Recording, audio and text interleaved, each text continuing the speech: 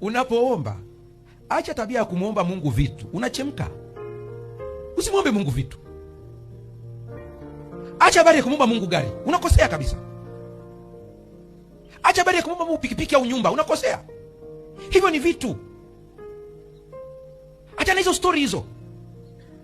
Sasa pasa tumuombe Mungu ni. Muombe Mungu baraka inayoleta hivyo vitu. Kwa sababu ukapewa gari bila baraka utakosa hela ya service. Ukamwomba Mungu nyumba bila baraka kuleta nyumba, utashindwa kuimalizia hiyo nyumba. Kama umenielewa nipungie mkono. Badilisha ombi lako kuanzia leo.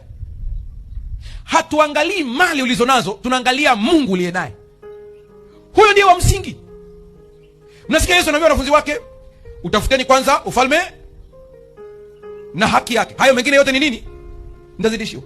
Ufalme wa Mungu hauji kwa kuchunguzwa, bali ufalme wa Mungu umo ndani yenu. Ukiwa na ufalme wa Mungu ndani, unapata favor, unapata upendeleo.